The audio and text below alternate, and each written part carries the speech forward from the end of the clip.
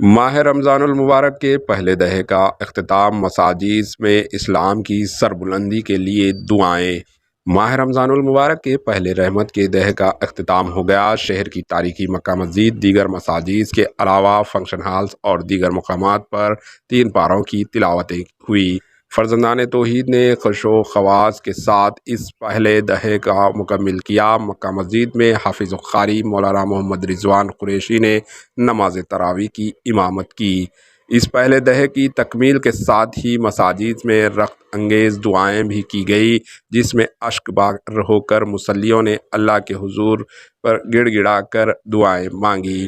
اس موقع پر اسلام کے سربلندی، عالم اسلام کے مسلمانوں کے جان و مال کے تحفظ، مظلوم مسلمانوں کی حفاظت، مسلمانوں کے عروج، ترقی، استعماری طاقتوں کی سازشوں اور ناپاک منصوبوں سے پوری دنیا کے مسلمانوں کے محفوظ رکھنے، ایک مرتبہ پھر پوری دنیا پر مسلمانوں کی شاندار ماضی کی طرح اسلامی نظام کے قیام، اسلامی شعراء، اسلامی طرز زندگی اور خالق ارض و سما کی رضا نصرت الہی کے ذریعے دنیا میں مسلمانوں کو نئے انقلاب کا نقیب بنانے کے لیے طویل دعائیں مانگی گئی۔ اس ماہ مقدس مناسبت سے امت مسلمہ کے انتشار، نفاق کے خاتمہ، اتحاد پیدا کرنے کے لیے بھی دعائیں کی گئی۔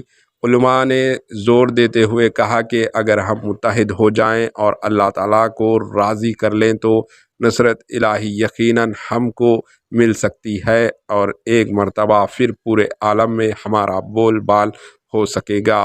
اس موقع پر تمام کی صحت سلامی، درازی عمر، ملک میں مسلمانوں کو درپیش مسائل کے حل اور امتیاز کے خاتمے کے لیے بھی دعا کی گئی۔ کئی مقامات پر درس قرآن کے محافل کا بھی اہتمام کرتے ہوئے نزل قرآن کی عظمت، صحابہ قرآن صلی اللہ علیہ وسلم کی عظمت کے ساتھ ساتھ مقدس رمضان اور پیغام رمضان کی تشریح کی گئی۔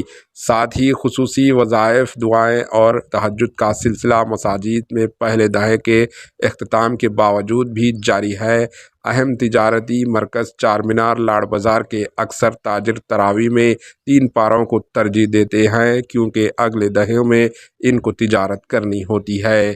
یہ تاجرین عشاء کی نماز کے بعد عموماً دکانات بند کر دیتے ہیں اور نماز تراویح کے بعد ہی دکانات کھولتے ہیں، کیونکہ عموماً پہلے دہی میں لوگ شاپنگ کو کم آتے ہیں۔ اس دہے کے اختتام کے بعد شاپنگ میں بتدریج اضافہ ہو جاتا ہے۔ شہر حیدرآباد میں ماہ رمضان میں دکانات اور تجارتی اداروں کو رات بھر کھلی رکھنے کی اجازت ہے، جس کے پیش نظر کھانا پینے کی اشیاء کی فروخت بھی زوروں پر ہو رہی ہے۔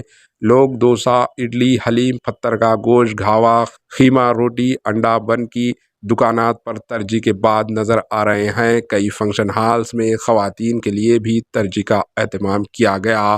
رمضان الکریم کے مناسبت سے حکومت کی جانب سے بھی وسیع انتظامات کیے گئے ہیں۔ حیدرآباد میں رات کے اوقات جاری رہنے والے بازاروں کے پاس سیکورٹی کے مناسب انتظامات کیے گئے ہیں۔